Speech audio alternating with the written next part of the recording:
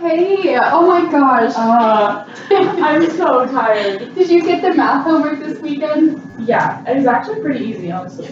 Oh. Was it hard for you? Yeah, I had to ask my dad for a lot of Okay, help. class, let's get started. So today we're gonna be starting with a new lesson, gonna be presenting some new information. We're gonna talk about rhetoric. So the plan for today is that we're going to start with the new information. We're gonna talk about definitions, we're gonna go over examples, and then we're gonna do an activity, breakdown with a video, and then we'll have an exit ticket, and then I'll give you guys your homework assignment at the end of the class period. Sound good? Yep. Okay.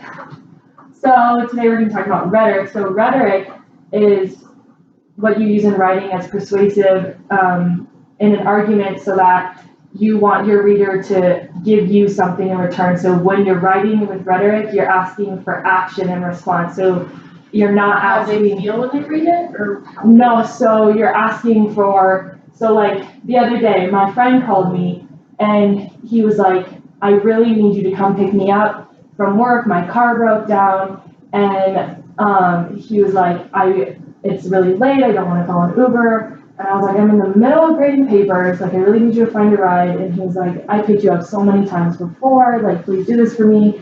I wouldn't want anyone else to do it.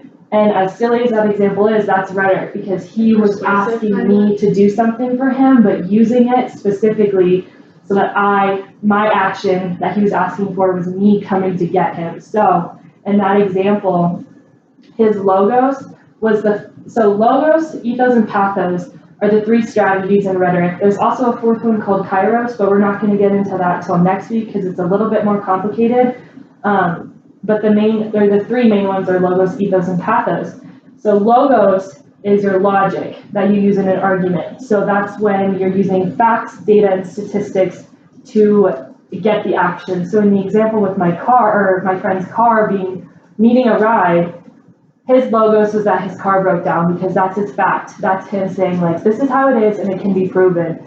His ethos was saying that he had picked me up a bunch of times before. And logos and ethos can be used together because in that situation, logos could also be that he had picked me up so many times before, because that can also be proven. But that also speaks to his character because it's saying that he's the type of person to come pick me up, before, and that shows that he's like a good friend to me.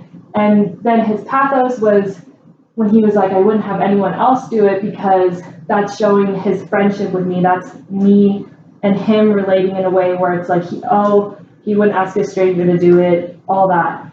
So your ethos, so your logos is your your logos is your data, statistics, facts, can be proven. Your ethos is your credibility, your character, and your virtue. So what you stand for, why should I trust you? Why should I do this for you? Who are you to me, kind of thing. And your pathos is your emotion, and that's gonna get something out of the reader, like sadness, anger, whatever it should be. So for example, let's say that you guys got a really bad grade on a paper that I had just given you. How would you use logos to ask me to change the grade? do we each say it? Katie. I think that I would approach you and just tell you that on average, I do well in this class, and if I were to show you all of my past grades, you'd be able to see that I am a smart student, and So why is you showing me your grades logos? Why is that? Because it's me showing you the facts and the stats of how well I perform in your class. Yeah, so it's giving me something that you can hand to me to prove something about you and why I should change your grade. What about ethos, your credibility, character? Silly. For ethos, so to prove my credibility or my character in your specific class, I would talk about how I behave during class and how respectful I am and how I perform in the class and participate. Yeah, that definitely speaks to your character. What about pathos? That one's definitely a little bit more tricky in this situation because there's not a lot of emotion involved. Katie? And then Tilly can go if it's different. I think that I would just say how much I love the class and how important it is to me, and that's why, like, I do choose to do so well in the class because it means so much to me, and like, I want to make sure that I'm getting the best education out of it. Yeah, that'll definitely work. Tilly, do you have anything else? Just to add to that about saying that how you really love the class and it's important you get good grades. Maybe if you really liked that teacher a lot, you Yeah. talk about how I really appreciate how you have taught me in this class For sure. and talk about that, how it's personal. For sure. Are we having a pretty good understanding of logos, ethos, pathos? I think so. Yes. Got it down, because we're gonna have an exit ticket at the end of class where you're gonna redefine it. But right now we're gonna jump into our activity, because I think the best way to learn this new content is to do it through, like reading something that uses a lot of it. And when I was in college, we analyzed Hillary Clinton's speech, Women's Rights or Human Rights, a ton, because it's filled with rhetoric and it was one of her most successful speeches. So I'm gonna hand out each of you a passage from her speech, or you can pull it up in your laptop, whichever works for you, however you learn best. And you're gonna find the areas that you can definitely locate logos, ethos, pathos, find as many as you can. You're not gonna be wrong. It's gonna be open for class discussion for you to go over. After you've done that, we're gonna do that for like 5 or so minutes. And then you're gonna talk with a partner, you're gonna figure out or share what you found and then what you found. And then we're gonna come together as a class and we're gonna share, something that you guys talked about. Sound good? Okay. Okay. So Tilly, I want you to read these two. And then Katie, if you'll read these two. So we'll give you guys like 5 minutes to do that and then we'll come together. If you need more time, just let me know.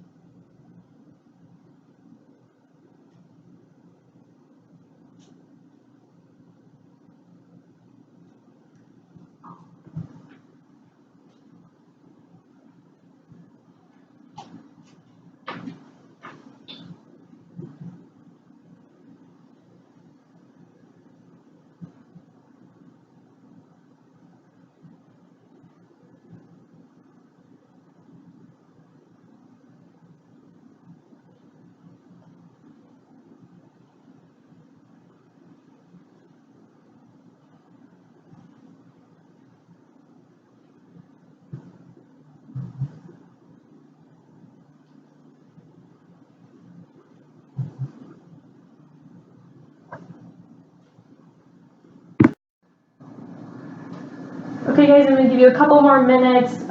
You've been going for about 3 minutes now. Make sure you're trying to find one of each, logos, pathos, and ethos.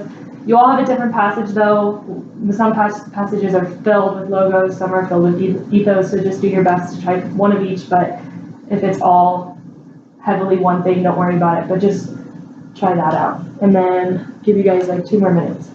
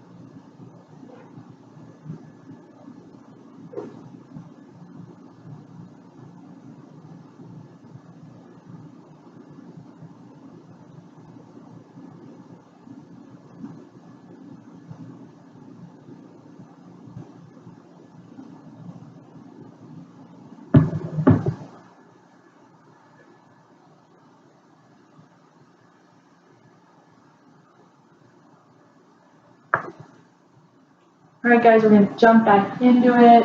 Are we ready? Feel good? We have something? Okay, so now I want you guys to pair up and I want you to pair up with your elbow partner and talk about the things you found, because you guys should all have different passages. Make sure you go with somebody who doesn't have your passage and just share one of each, and then we'll come together as a class, and then we'll talk about it and kind of make sure we have a good understanding of it, because it's really really important that we master this today, because when we get into it next week, it's gonna be important to have this down before we start writing our papers and all that stuff. So go ahead and elbow up. Okay. So in my paragraph, the first thing that I found was ethos, I think, and because it's a topic, Ethos is talking about their character. So she's talking about like how people like wonder the women's roles in like government, and then she's like, let them look at the women gathered here, and then she describes who they are and like why they are such good women. So she says the homemakers and nurses, the teachers and lawyers, the policymakers and women who run their own businesses. And then later, I think that she uses okay. And then pathos, I think I found it next, and she's talking about, because that was like emotion. She says, wasn't it after all, after the women's conference in Nairobi 10 years ago, that the world focused for the first time on the crisis of domestic violence? And I feel like that's pathos, because she's like, her tone is kind of making them feel bad for like how long it took them to finally start focusing on domestic violence. And then for my last one, I think that she used logos, which is logic, when she says, we talked about ways that government officials, NGOs, and individual citizens are working to address the health problems of women and girls. She's referencing a forum that she went to, so like while she was there, she used all of these different stats and probably like articles and other like data sets, to prove like more for the discussion. Okay, very insightful view. Alright, the first one that I found was ethos, and it says, we come together and talk about our aspirations and concern. And so I think that that's just talking about their character in general, that they're coming together and like putting all their ideas together about their aspirations and concerns that they all have, so just their hardworking character and insight on the issue. The next one I found a couple for pathos, but one of them was, this is kind of in the middle of her sentence, but she says, enjoy basic legal and human rights and to participate fully in the political life of our countries. So just like, she's talking about women in general, and just when she says basic legal and human rights, just like, it should already be obvious that this is our right, but it's not, so kind of like a jab. Yeah, Just to make people feel bad that like, it should be obvious, it should already be norm. Yeah. And then a logos that I found, when she said, by gathering in Beijing, we are focusing world attention on issues that matter most in our lives. So that's a fact that they're all gathering together in Beijing to all come together and talk about it and focus the world's attention, like everyone. So it's a fact that they are there in Beijing talking about these issues in that moment. I like that. Good. We both talked about our finds. Great, alright, you wanna share something that Tilly said that you really liked, and then you share something Katie said you really liked, and then just maybe something that you thought she did really well in the speech, and then we can kind of determine if she was using rhetoric in that specific thing. So I think Tilly's quote for ethos was really good, because it was, we come together and talk about our aspirations and concern. And this whole speech is her talking about women's rights. So she's using ethos, which is like the character, and like she's basically just trying to emphasize how important women are in our society and like how strong of a role that they play. kind of like credibility to women overall. Mhm. Yeah, that's really good. I really liked her quote for pathos for emotion. It was, wasn't it after all, after the women's conference in Nairobi 10 years ago that the world focused for the first time on the crisis of domestic violence? And I think that's really good pathos because it does kind of bring the attention that we didn't talk about it before. And that was the first time that it ever was really brought up or focused on. And I think that would make people kind of emotional to think that why haven't they talked about it before? And this was like the first time that it was brought to anyone's attention. Yeah, do you think that emotion's more anger at society or sadness or guilt that they didn't do it or all of the above? I think for different people, it would be different emotions. Yeah. Like for women, it could be angry or sad Yeah, when they think about the past, or they could feel excited that they're talking about it now, I guess, and maybe for anyone, I guess, not just women, and maybe for some men, they could feel guilt that they hadn't brought it to anyone's attention or hadn't done anything about it yet. I think it's really interesting you bring up men too, because even though this is a speech for women's rights, it is, I mean, especially, I mean, this was written a little while ago or spoken, but now it's kind of focusing on, like in the feminism world, it's kind of focusing on men's roles and like what they're doing and how they should be empowering women and not tearing them down, because men are the dominant, you know, sex in our society. And for there to be a change, it said that they need to kind of step up and show other men that it needs to happen and that women are just as equal. Yeah, everyone needs to work together. Yeah, I also think it's interesting the way that you guys, whoever found Ethos, is that Tilly? The one that Katie? Yeah, then we come together and talk about our aspirations and concerns. Yeah, I think, so with Ethos, it's kind of interesting because when you're looking at Ethos, what you're mostly looking for is the ethos and the credibility of the speaker. So I may not have given you a good paragraph that was giving Hillary Clinton good credibility. For that one, definitely ethos can be applied for the audience if you're giving someone in your speech or your essay or whatever you're doing, you can give somebody ethos, and that's what she's doing for sure. But something just to have, you know, in the back of your mind is when you're doing your papers next week is ethos may have to be taken from outside the essay. So like for this example, you could say that Hillary Clinton is credible because she's a woman. So what's the difference between a woman's giving a speech and a man? Like what makes people want to listen to her more than him, you know, like that's her credibility. And she's a wife, she's a mother, she's a daughter, she's a friend, you know, all those things give her credibility because she talks about family a ton. And so giving her family labels definitely speaks to her credibility and her experience. I think there's somewhere in there, I don't think I gave it, you guys didn't have the passage, but it talks about how she's traveled for 25 years looking at all of these dishonors to these women in all these countries and how culture so much around the world just treats women like dirt. And, you know, and she's seen it, so she has all that experience and all of her life is just definitely gives her credibility and speaks to her character, that it's something she's passionate about and all that. What's up, Katie? So in her speech, is she giving herself ethos? Oh, then? for sure, So yeah. because she's giving herself credibility Yeah, by like stating that she's been seeing like all of the yeah, for hardships. sure. So the best way to do ethos is to do it pretty indirectly, because you don't want to straight up be like, I know what I'm talking about, you should listen to me, because that's not how you're going to get people's attention. You're going to get their attention by evoking a response and provoking an action, which is what rhetoric is. So by her having these things, even though she does say that like, I'm a wife, I'm a mother, like I'm a woman, like I'm speaking for this because this is what I want, and why should I want it and not want it for everyone else? When you're giving a speech or writing a paper or whatever you're doing, you're trying to convince somebody of something, giving yourself ethos is like your most powerful tool that you can use, because if nobody's listening to you, then you shouldn't be talking at all. So you definitely have to be giving a reason for people to listen to you. Like the knowledge is power kind of Yeah. idea. Yeah. Earlier you talked about how ethos and logos can sometimes go together. Yeah.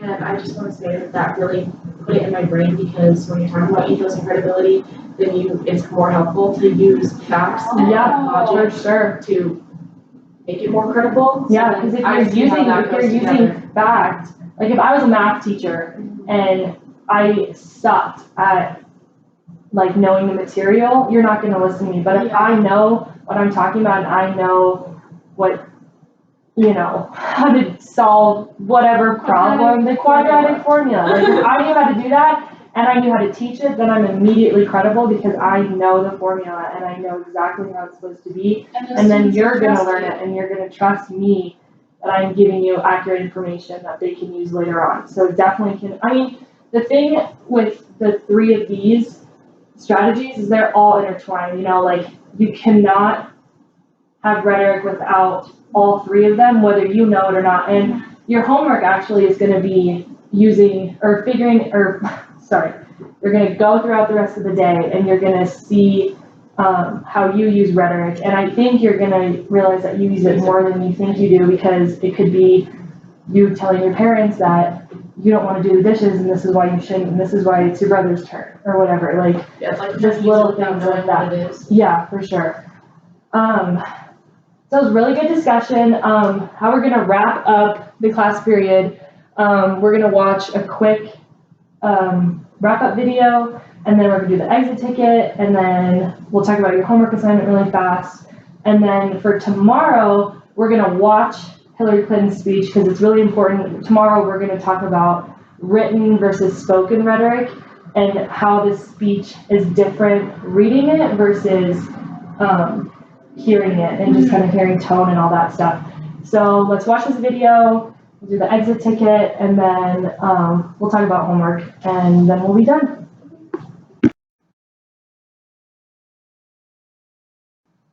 Okay, so your exit ticket, what I want you to do is write down, I need you to redefine logos, ethos, pathos. This is just for me to check for understanding of the material, because like I said, this is something that we need to master pretty early on, because then when we start writing papers, we should have a pretty good understanding. We'll go over it again tomorrow, we'll review, we'll go in a little bit more depth. So go ahead and do your exit ticket. So we define logos, ethos, and pathos. Yeah. You can do bullets, you can do, 2 words, it doesn't have to be super long. Just wanna make sure that you guys got it down.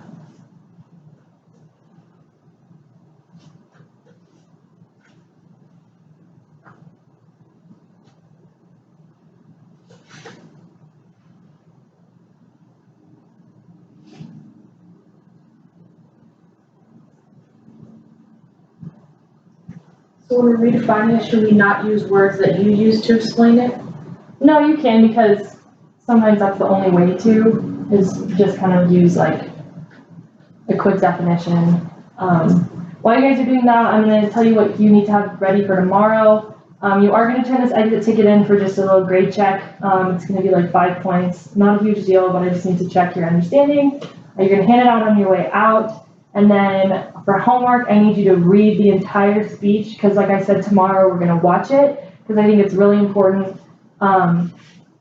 to understand the difference between written and spoken rhetoric, and that's kind of what our lesson is gonna be tomorrow. So I need you to read it, and then we're gonna watch it tomorrow, and then we're gonna talk about what makes you feel different about it, what feels the same, like is her rhetoric strong enough that you think she delivers it well when it's written. And then also, like I said, I need you to write down 3 ways that or a minimum of 3 ways that you used rhetoric for the rest of the day and up until class period. So if you use it tomorrow, write it down. And then everyone will share 1 at the beginning of class as kind of a review. And then we'll watch the video, and that'll be our day tomorrow. Got it? Mm-hmm. Can I email you my exit ticket because I'm typing it? Yeah, I can definitely do that. do the same thing. Yeah, anyone who's typing, email it to me.